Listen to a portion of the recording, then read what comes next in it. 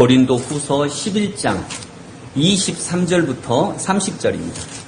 고린도 후서 11장 23절부터 30절.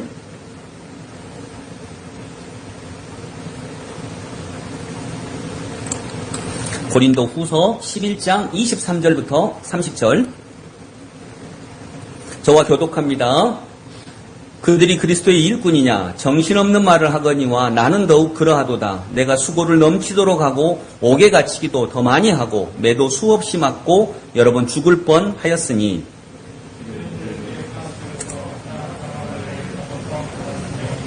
세 번 태장으로 맞고 한 번 돌로 맞고 세 번 파선하고 일주야를 깊은 바다에서 지냈으며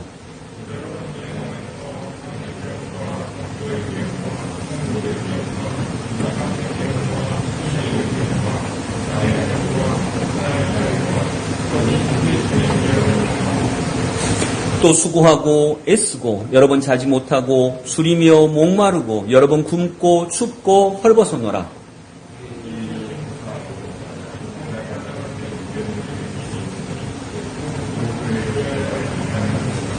누가 약하면 내가 약하지 아니하며 누가 실족하게 되면 내가 애타지 아니하더냐. 내가 부득불 자랑할진대 내가 약한 것을 자랑하리라. 아멘. 또 16절 말씀 한 절만 다시 또 읽겠습니다. 11장 16절 같이 읽습니다. 내가 다시 말하노니 누구든지 나를 어리석은 자로 여기지 말라. 만일 그러하더라도 내가 조금 자랑할 수 있도록 어리석은 자로 하더라. 아멘. 오늘 이 말씀을 통해 신앙의 필요성이라고 하는 제목으로 왜 우리는 신앙을 가져야 되는가, 왜 믿음이 필요한가 라고 하는 내용을 살펴보도록 하겠습니다. 어떤 초등학생 한 명이 쓴 시입니다. 한번 들어보시기 바랍니다. 강태양이라고 하는 초등학생이 쓴 시입니다. 한마디 할게. 제목은 한마디 할게. 강태양. 집이 좀 빵빵하다고 돈 자랑하고 다니는 사람. 초등학생이 아니라 어떤 청년이 쓴 글이네요. 집이 좀 빵빵하다고 돈 자랑하고 다니는 사람. 대기업에 연봉 좀 세다며 여기저기 유세 떠는 사람. 여자한테 인기 좀 있다고 어깨에 힘주고 다니는 사람. 내 말 똑똑히 들어라. 니들에게 딱 한마디만 할게. 우리 친하게 잘 지내자. 라고 하는 시입니다. 내 마음이네요. 딱 내 마음이 들어가 있어요.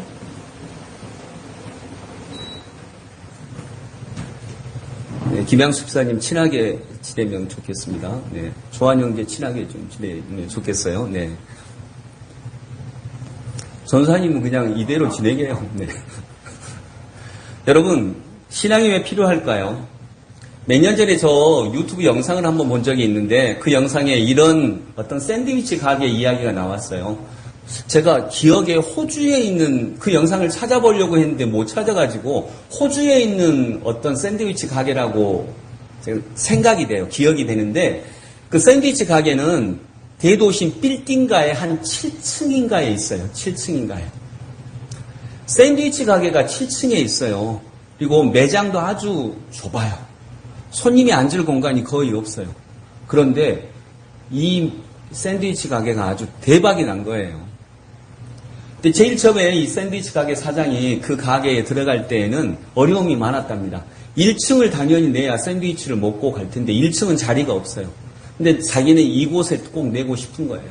이곳이 전망이 있을 것 같은데. 근데 1층에는 전혀 자리가 없고 어디 좀 새가 나온 데가 있습니까? 하니까 높은 층 7층에 이렇게 조그만 공간 하나 있는 거예요. 여기 어떻게 샌드위치 가게를 할까요? 어떻게 하지? 어떻게 할까?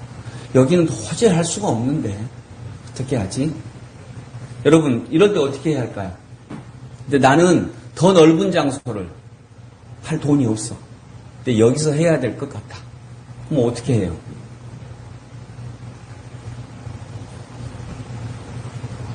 우리는 대개 삶에서 이런 문제에 부딪히죠. 그때 하나님께 기도해야죠. 우리는 내가 답이 있을 때만 기도하거든요. 이렇게 돼야 될 것 같아. 그때 기도합니다. 그렇게 되게 해달라고. 그러면 여러분, 기도의 방향을 누가 정한 겁니까? 내가 정한 거잖아요. 그건 온전한 기도, 물론 기도인데 정말 하나님의 뜻을 구하는 기도는 아니잖아요. 진짜는 답까지도 하나님께 구하는 거죠. 하나님 어떻게 해야 될까요? 이렇게 기도하는 거죠. 근데 우리는 되게 답을 정해놓고 기도합니다. 하나님 이렇게 돼야 됩니다. 하나님 이렇게 돼야 하니까 하나님이 능력을 주세요. 즉 하나님의 지혜는 구하지 않고 하나님의 능력만 구하려고 합니다. 어떤 착각이냐? 이 일이 어떻게 돼야 될 것은 내가 하나님보다 더 잘 알아요 라고 생각하는 것입니다. 이렇게 돼야 돼요. 하나님 넓은 공간에 번화가 넓은 공간에 샌드위치 가게를 해야 돼요 라고 하는 답을 자기가 내렸고 그 답이 맞는지 안 맞는지는 하나님께 묻지 않습니다. 그리고 하나님 이렇게 되게 해주세요 라고 하나님의 능력만 구하는 것입니다. 그것은 절반의 기도입니다. 기도는 하나님의 능력만을 구하는 게 아니라 하나님의 지혜까지 구하는 것입니다. 여러분 그렇지 않아요? 그래서 답이 없을 때도 기도해야죠. 하나님 답을 달라고. 나는 돈이 없습니다. 넓게 샌드위치 가게를 가질 만한 돈은 없습니다. 그런데 나는 샌드위치 가게를 잘하고 싶어요. 근데 친구들은 다 말합니다. 야, 샌드위치 가게로 돈을 벌려면, 잘하려면 번화가에 넓게 자리 잡아야 돼. 나도 알고 있죠.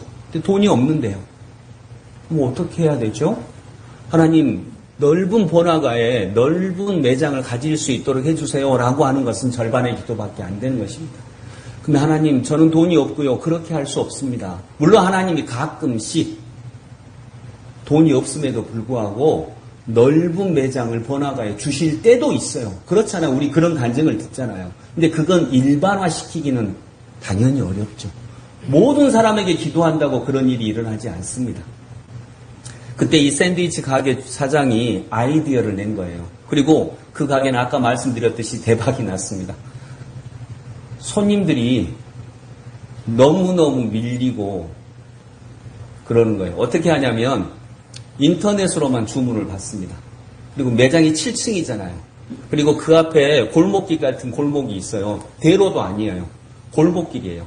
그래서 샌드위치를 주문을 하면 번호표를 딱 붙여가지고 낙하산으로 샌드위치를 길거리로 내려줍니다. 그러면 그 골목길에 이렇게 서양은 많이 그렇잖아요. 막 길거리에서 먹잖아요. 비치 파라솔 같은 거 놓고. 그래서 거기서 다 먹어요.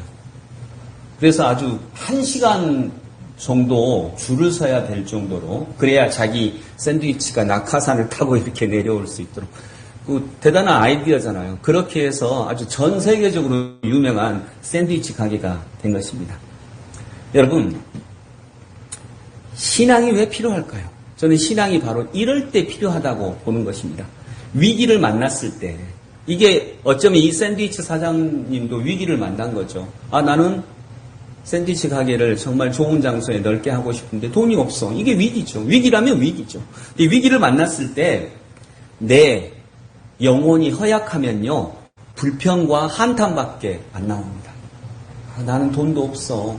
누구는 이렇다는데 나는 정말 지지리도 복도 없어. 우리 아버지는 왜 부자가 아니야? 어떤 친구 꿈이 재벌 2세래요. 근데 아버지가 노력을 안 한대요. 정말 그래서 정말 답답하대요. 자기 꿈이 재벌 2세인데 아버지가 노력을 안 해서 너무 답답하대요. 답답하죠. 네.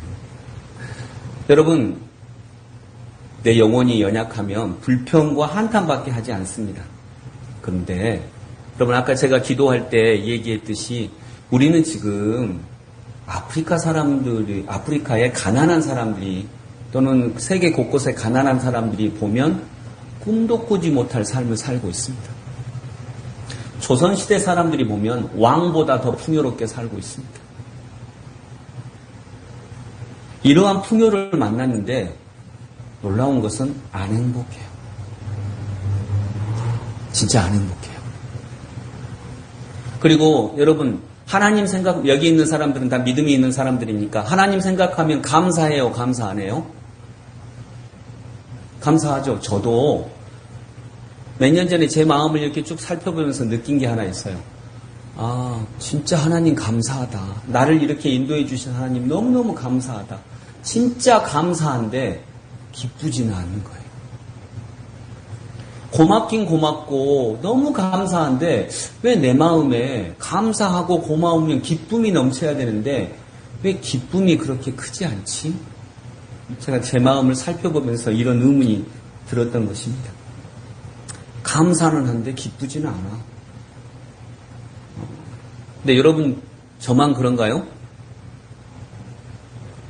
여러분은 안 그런가요? 목사님 이상하네. 그런가요? 우리가 다 진짜 감사해요. 여러 가지로 감사해요. 감사한데 왜 근데 기쁘지는 않지? 이런 마음을 이렇게 한번 하나님의 말씀을 따라 쭉 살펴보고자 하는 것입니다. 그런데 여러분 바로 이런 자리가 신앙의 자리입니다. 감사는 한데 기쁘지는 않아. 이때 필요한 게 신앙입니다. 이게 현대인들의 마음이거든요. 여러분 100년 후에 우리가 벤츠 타고 다니면 우리는 만족할까요? 지금은 벤츠 타고 다니는 사람 부럽죠. 근데 100년 후에 우리가 만일 벤츠 타고 다니면 만족하나요? 그때는 노영준 전사님 헬리콥터 샀대. 우린 벤츠가 뭐야? 이게 차요? 이럴 거예요. 진짜로 그럴 거예요. 거짓말 아니고 정말 그럴 거예요. 무슨 얘기냐? 우리는 영원토록 불행할 거예요. 이 마음이면, 이런 영성이면, 이런 영혼이면 우리는 영원토록 불행할 거라는 거죠. 뭘 갖다 줘도. 왜냐하면 그릇이 없으니까. 그걸 받을 그릇이 없으니까 다 새나가 버리는 거예요. 새나가 버린다는 말은 받았을 때는 잠깐 감사해요. 고맙죠. 받았을 땐 잠깐 감사해요. 근데 마치 바구니에, 구멍 뚫린 바구니에 물을 담으면 잠깐은 물이 있지만 나중에 좀 지나면 다 빠져버리듯이 그런 거죠. 여러분 사람은 영혼이 없으면, 영성이 없으면, 마음이 허전하구나, 내 영혼이 허전하구나, 내 영혼이 배가 고프구나라고 정확하게 느끼는 게 아니라 자본주의 사회에서는 뭘로 느끼냐면 내 영혼이 허전한 건데 내가 돈이 없구나라고 느끼는 거예요.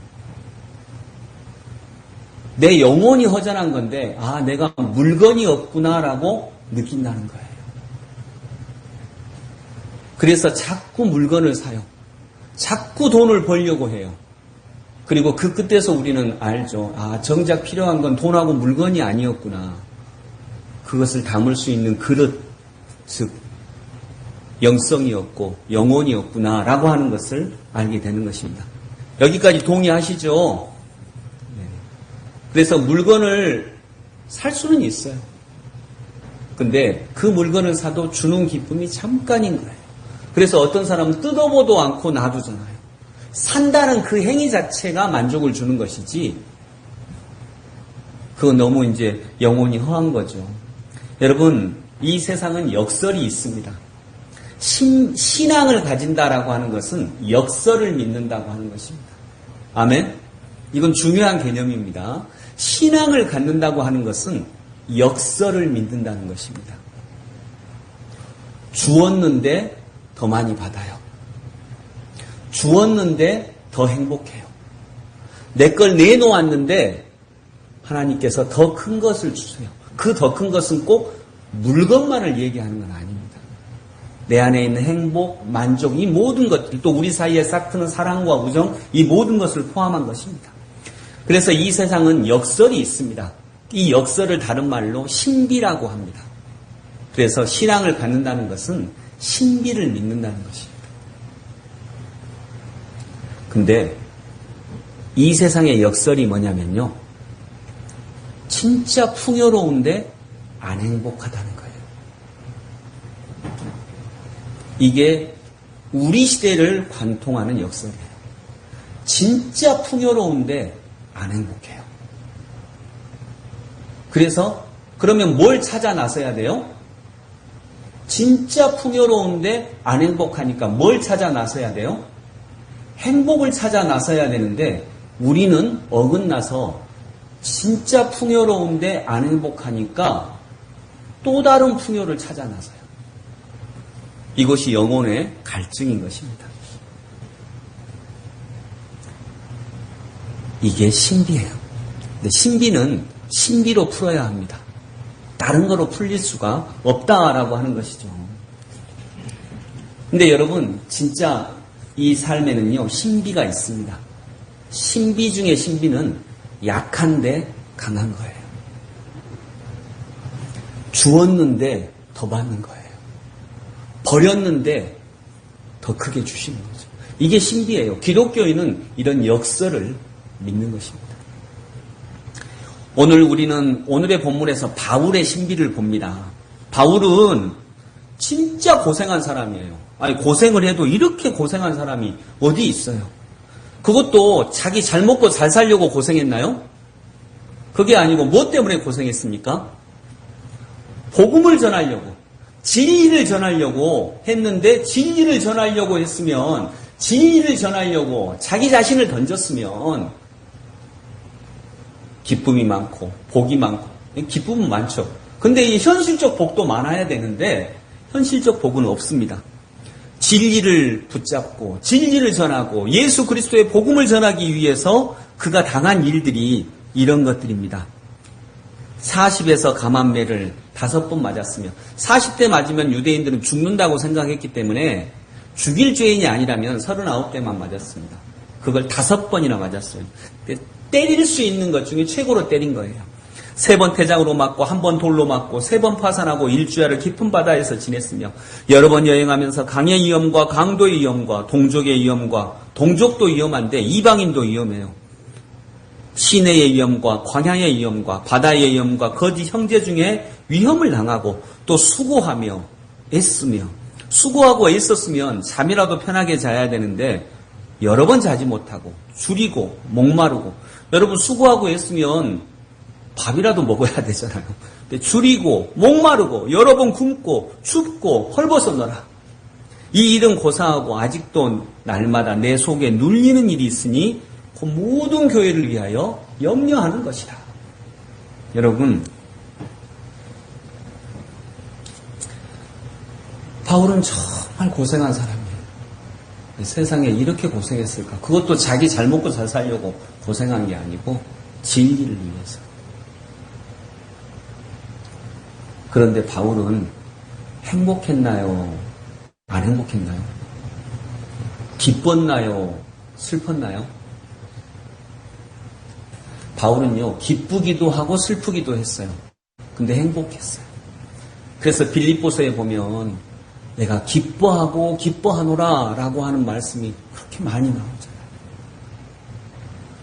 기뻐하고 기뻐해라. 이걸 쓴 게 감옥에서 썼어요. 옥중서신인데 바울은 자기 기쁨을 주체할 수 없다고 얘기하고 있습니다. 여러분, 이게 신비입니다. 이게 역설이고요. 이게 또한 신비예요. 자, 문제는 뭐냐? 담을 그릇이에요. 내게 그릇이 있어야 하나님께서 쏟아부어 주셔도 그걸 담아서 필요할 때 누리고 즐길 수 있죠. 근데 내 그릇이 바구니라면, 구멍 뚫린 바구니라면 잠깐 담은 것 같은데 금방 쏟아져 버리는 거죠. 또는 엎어져 있다면 아예 담기지가 않고요. 그래서 여러분, 이게 뭐냐면 주님의 뜻을 따르는 것, 철학적으로 얘기하면 자아실현이에요. 바울은 진짜 고생 많이 했잖아요. 어쩌면 이렇게 힘든 일을 많이 당했을까? 그때 우리는 바울의 이 고백을 보면서 야, 고생 심하게 했네. 어떻게 이렇게 고생하냐. 진짜 짠하고 불쌍하다. 이것만 보면 1차적으로 보는 거예요. 바울이 도대체 뭘 받았는데 이렇게 고생한데 그 길을 기쁘게 가냐. 이렇게 못 먹고 못 자고 힘들고 어려운데 자기 갈 길을, 자기 인생길을 저렇게 담대하게 기쁘게 걸어가냐. 도대체 그는 뭘 받은 거야? 도대체 그가 뭘 받았기에 이러는 거야?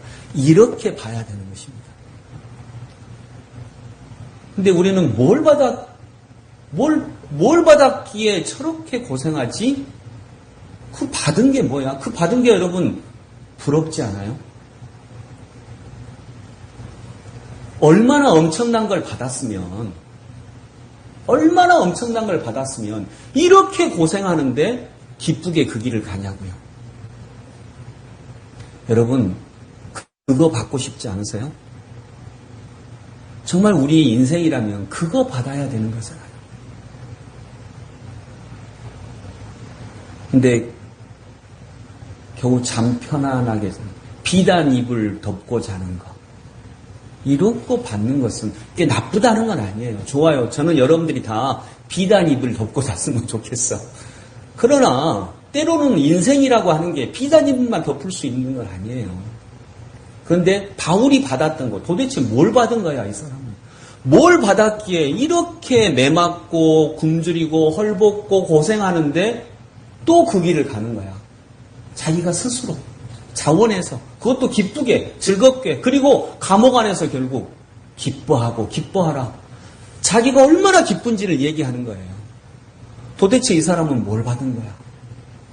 여러분, 그거 욕심내봐야 되지 않겠어요? 여러분, 그건 욕심내세요. 정말 그건 욕심내도 돼요. 그것에 대한 욕심이 안 일어나서 문제지, 그건 정말 마음껏 욕심내도 되는 거예요. 주님, 왜 바울한테만 주십니까? 그거 나도 욕심납니다. 나도 주세요. 이렇게 기도해 봐야죠. 이게 신비입니다. 이게 영성이고요. 이게 그릇을 준비하는 것이고요. 이게 내 영혼이 정말 본질적으로 추구해야 되는 것입니다. 그러면 그때는요, 풍요를 주시면 정말 감사할 거예요. 근데 혹여 풍요를 주시지 않아도 감사할 거예요. 어떤 형편에 있든지 내가 자족할 수 있는 은혜를 배운 거죠. 그런 은혜를 배운 것입니다. 도대체 무슨 은혜를 받았길래? 여러분, 이거 부럽지 않아요? 풍요도 부럽습니다. 저는 여러분들이 계속 얘기하지만 풍요롭기를 바랍니다. 풍요 가운데 사시기를 바라요. 근데 풍요만이 아니라 그 풍요를 넘어서는 이것. 풍요로운데 안 행복하면 가장 불행한 거죠. 그럼 하나님이 그러실 거 아니에요. 도대체 뭘 줘야 되는데? 그때 도대체 뭘 줘야 되는데 라고 할 때 들리는 음성이 정말 하나님의 음성이에요. 그 전까지는 주님, 풍요를 주세요. 그러면 저 행복할 것 같아요.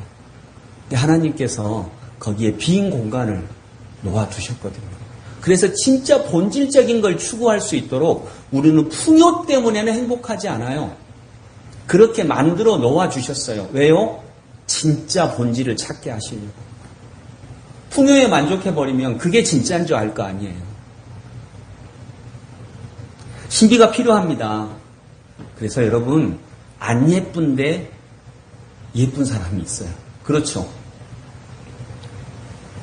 잘 몰라요? 안 예쁜데 예쁜 사람이 있잖아요.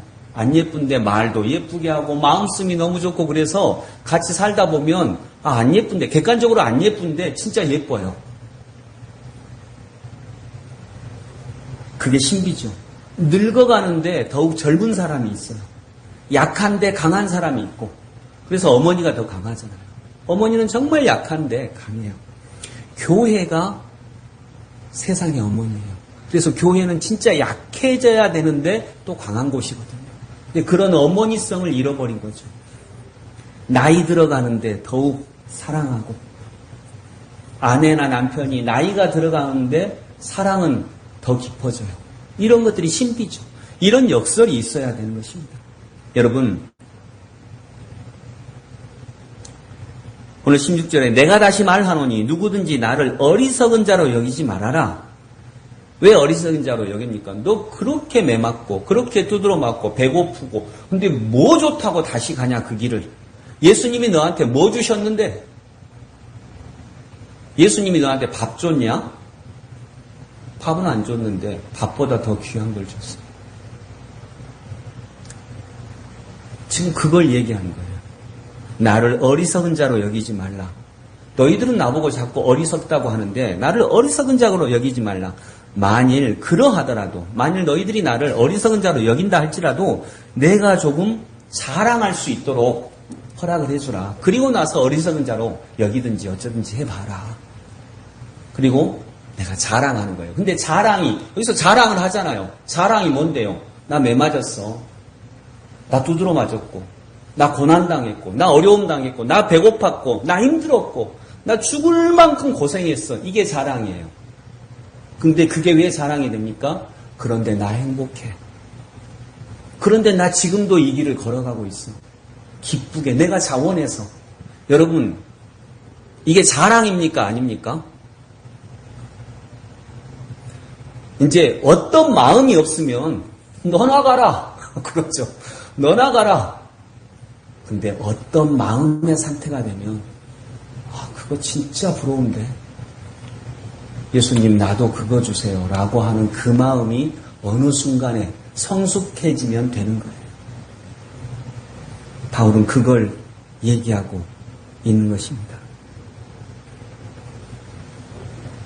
그래서 30절 내가 부득불 자랑할진대 내가 약한 것을 자랑하노라. 왜 약한 것을 자랑합니까?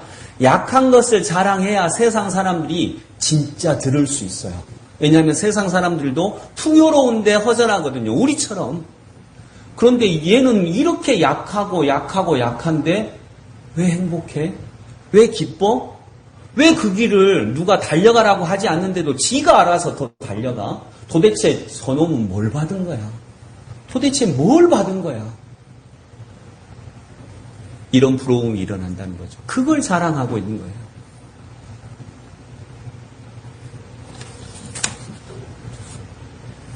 여러분, 저는 이것이 삶의 본질이라고 봅니다. 신앙은 바로 그런 역설을 말하고 있는 것입니다. 신비가 있습니다. 인생에는 신비가 있습니다. 역설이 있습니다. 한 사람이 이야기인데요. 이 이야기는 이렇습니다. 비가 오는 어느 날 내가 자동차를 타고 가고 있는데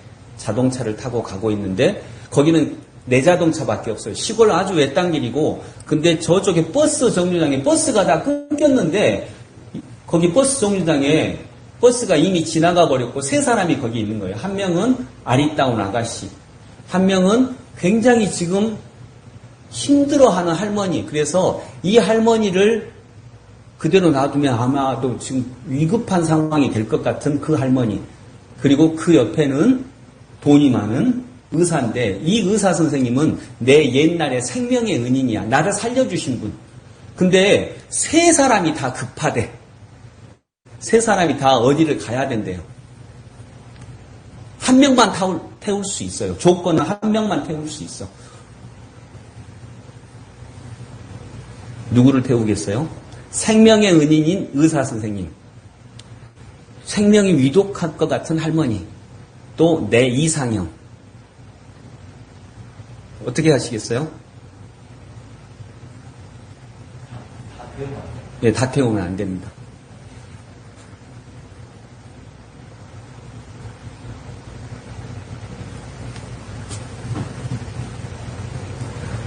뭘 포기하시겠어요? 누구를 포기하시겠어요?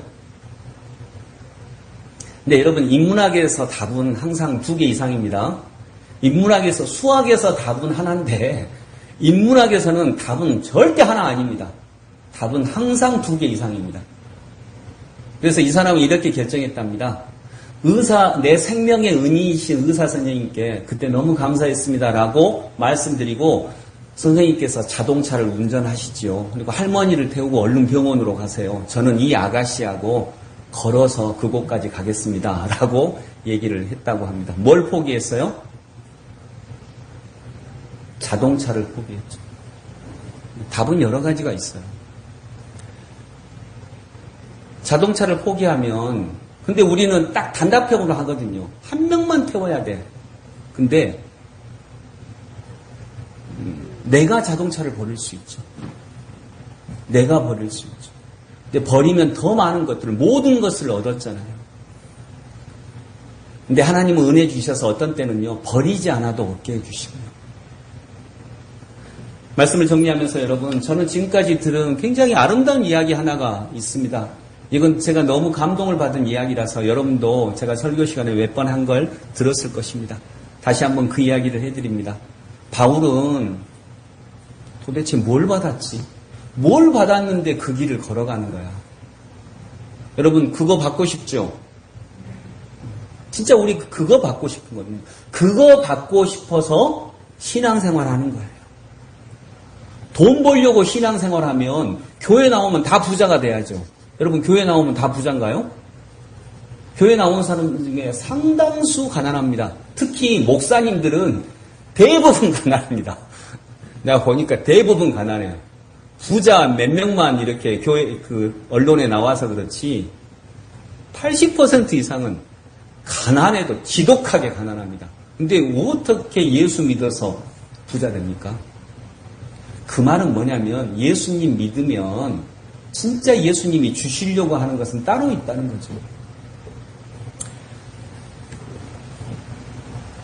옛날 어느 나라에 사람들이 얘기합니다. 우리나라에서 가장 행복한 분은 누굴까? 언뜻 생각하면 왕이지 라고 생각하는데 그 나라 백성들이 모두 다 아니야. 왕 아니야. 우리나라에서 가장 행복한 분은 예를 들어 어떤 수도원 스승님이에요. 수도원의 원장님이에요. 스승님. 그분이 제일 행복하셔. 근데 그분은 탁발을 하고 다녀요. 탁발이 뭐냐면 말씀을 들려주고 먹을 걸 받아오는 걸 탁발이라고 해요. 그래서 탁발을 하고 다니는 분이에요. 즉 구걸하고 다니시는 분이에요. 그냥 쉽게 말하면. 근데 뭐 거지가 아니고 진리를 전하고 밥을 얻어가지고 그걸 먹고 사시는 분이에요. 근데 이분이 가장 행복한 분이야. 왜냐하면 누가 봐도 행복하게 웃고 다니니까. 그리고 뭘 준다 그래도 괜찮습니다. 라고 이렇게 하니까. 그래서 이분이 누가 봐도 어떤 제일 행복한 분이에요. 그래서 왕이 그 소식을 들었어요. 이 사람이 제일 행복하다고 그런다고? 그래서 왕이 그 사람을 좀 만나고 싶었어. 왜냐하면 자기가 불행하니까. 그래서 어떤 스승님을 좀 내 앞에 모시고 와라 하고 신하들한테 명령을 했죠. 근데 사람들 사이에 흐르는 말이 뭐냐면 저 스승님은 도대체 왜 행복한 거야? 라고 얘기가 돌았어요. 그러니까 알 수가 없어. 사람들은 뭘 가져야 행복하다고 생각을 하니까 그 스승님한테 그 스승님이 갖고 있는 것 딱 하나, 구걸할 때 내미는 그릇, 그거밖에 없어요. 가진 건 그거밖에 없으니까. 근데 보통의 사람들은 다 뭘 가져야 행복하다고 생각하니까 그러면 저분이 우리나라에서 가장 누가 봐도 행복한데 그러면 저 그릇 때문인가? 저 그릇이 뭔가 신비한 효력이 있나? 그런 소문이 돌기 시작을 했어요. 여러분, 소문은 다 소문입니다. 그런 소문이 돌기 시작을 한 거야. 저 그릇 때문인가 봐. 저 그릇이 뭔가 있나 봐. 가진 게 그거밖에 없으니까. 그래서 그 소문이 왕한테도 들린 거예요.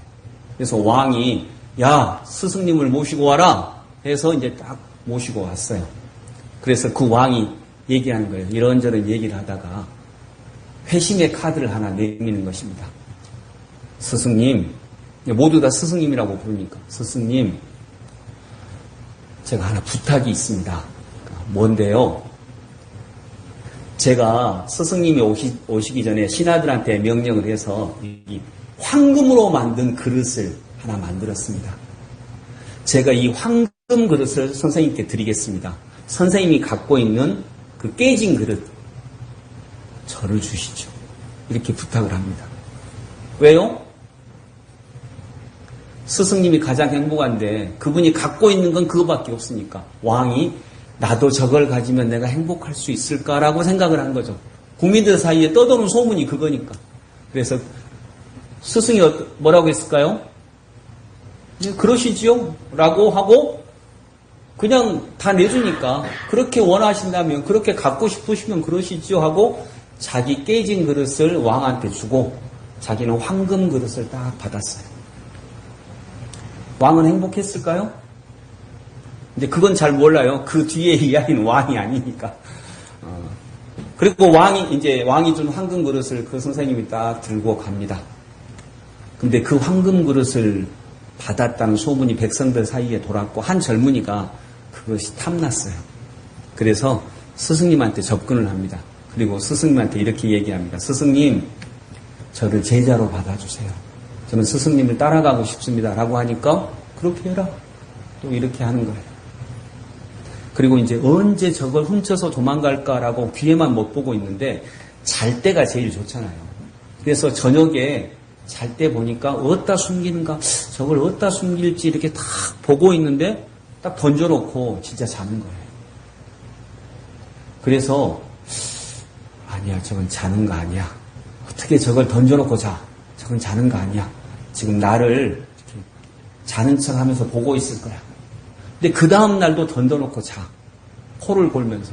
그 다음 날이 되자 이 청년이 진짜 안 거예요. 아, 저분은 저 황금 그릇 아무 관심 없어. 진짜로 관심 없어, 이분은. 그게 마음에 느껴지는 거예요. 저분은 진짜 관심 없으니까 내가 주라고 하면 되겠네? 그래서 세 번째 날 저녁에 선생님, 저 부탁이 있습니다. 뭔데? 저 황금 그릇 저 주세요. 제가 보니까 선생님은 저거 진짜 관심 없는 것 같은데요. 제가 다른 그릇 드릴게요. 저거 저 주세요. 유상선 같으면 줄까요? 안 줄까요? 여영준 전사님이 목사님 황금 그릇 저 주세요. 그러면 저 같으면 줄까요? 안 줄까요? 내가 미쳤습니까? 주게? 황금 그릇 있다는 것도 보여주지도 않을 거예요. 손놀림이 날카롭거든, 여영준 전사님이. 보여주도 안 해. 근데 그분은 뭐라고 해요? 그래라, 가져가라. 진짜 주는 거예요. 그때 청년이 맞았어. 저분은 정말 관심 없어, 저거.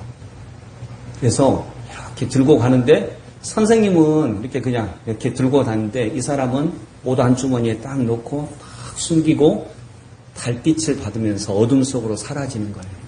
근데 그걸 보는데 이 원장님이, 스승님이 마음이 아파요. 어둠 속으로 사라지는 게 너무 마음이 아파요. 그래서 불러요. 이름이 영준이라면 영준아! 하고 부르는 거예요. 그러니까 깜짝 놀래요. 다시 주라갈까 봐. 왜요? 너 그것만 갖고 갈래? 나한테 그거보다 훨씬 더 귀한 거 있는데. 그래요? 아, 그래서 안 보여주셨구나. 숨겨두셨구나. 그래서 다시 왔어요. 선생님은 아무 욕심이 없는 분이니까 그것도 저 주세요. 이렇게 부탁을 했어요. 그럼 주지. 주고 말고. 나 너한테 주고 싶어. 그러면서 스승이 갑자기 무릎을 꿇는 거예요. 근데 스승이 무릎을 꿇기 전에 제자가, 그 청년이 스승님한테 그거 주세요. 어디다 숨기셨는데요? 그거 주세요. 라고 하니까 그 스승이 하는 말이 이거예요. 황금 주발을, 황금 그릇을 아무렇게나 던져놓고 자고 네가 주라고 할 때 그래 가져가라 라고 그냥 내어줄 수 있는 이 마음을 내가 너한테 주고 싶은데, 이것이 내가 갖고 있는 것 중에 가장 귀한 건데 나 너한테 그거 주고 싶은데 이거 갖고 가지 않을래? 겨우 그 황금 그릇 하나 붙잡고 어둠 속으로 사라질래? 그때 뭔가가 탁 접촉이 된 거예요. 이 청년이. 그리고 스승 앞에 무릎을 꿇어요. 스승님, 저 그거 주세요. 저 그거 진짜 받고 싶어요. 저 그거 주세요. 주실 수 있다면 주세요. 그리고 스승님, 정말 죄송합니다. 저는 원래 도둑놈입니다. 제가 스승님한테 붙은 것은 스승님 제자가 되고 싶어서가 아니라 실은 그 황금주발 훔쳐가려고 내가 제자가 된다고 한 것입니다. 근데 제가 보니까 스승님은 정말로 그 황금 그릇에 아무 관심이 없는 것 같아서 달라고 한 것입니다. 저는 도둑놈입니다. 이렇게 무릎을 꿇고 회개를 해요. 그 스승도 갑자기 무릎을 꿇습니다. 미안하다. 나도 도둑놈이다. 나는 너보다 더 큰 도둑놈이다. 라고 무릎을 꿇어요. 그러니까 청년이 스승님이 무슨 도둑놈입니까? 나는 그 황금 그릇보다 훨씬 더 귀한 네 마음을 훔치고 싶었다. 네 마음을 훔치고 싶어서 내가 이렇게 기다렸다. 나는 너보다 더 큰 도둑놈이다. 이렇게 얘기를 하고 이야기는 끝나요. 여러분, 우리가 뭐 이렇게까지는 못한다 할지라도 너무 아름다운 이야기죠. 아까 저는 바울의 이 마음, 이렇게 고생하는데도 도대체 뭘 받은 거야? 뭘 받았길래 이렇게 그 길을 걸어가는 거야? 도대체 바울이 받은 건 뭐야? 그게 이 마음이죠. 여러분, 그거 한번 욕심내시기 바랍니다. 황금 주발도 욕심내시고요. 네, 욕심내시는데 그거보다 더 본질적으로 바로 그 마음을 우리가 욕심내는 저와 여러분들 되시기 소망합니다. 그래서 우리가 부자로 살든 가난하게 살든 풍요롭게 살든 풍요롭지 않게 살든 그 마음은 하나님께 모두 다 받는, 그래서 함께 서로 협력하고 누리고 사랑할 수 있는 은혜가 있기를 원합니다. 기도하겠습니다. 고맙고 감사하신 주님, 예수님은 도둑 같은 분이십니다. 예수님은 도둑이시기 때문에 우리 인생 속으로 들어오셔서 우리에게 바로 그 마음을 훔치시려고 하시고 그 마음을 주시려고 하십니다. 하나님, 도둑이신 예수 그리스도를 모셔드려서 정말 내 마음속 깊이 주님이 정말 주시고자 하시는 것을 받을 수 있는 저희들 되게 하시고, 바울 사도님이 그렇게 고생하는데도 그 길을 기쁘게 걸어가게 하셨던 바울이 받은 그 무엇이 결국에는 우리 삶 동안 우리가 죽기 전까지 소망하는 것은 그것의 흔적이라도 맛볼 수 있는 인생 살아가게 하여 주옵소서. 예수 그리스도 이름으로 기도드립니다. 아멘. 찬송가 436장 찬양드립니다.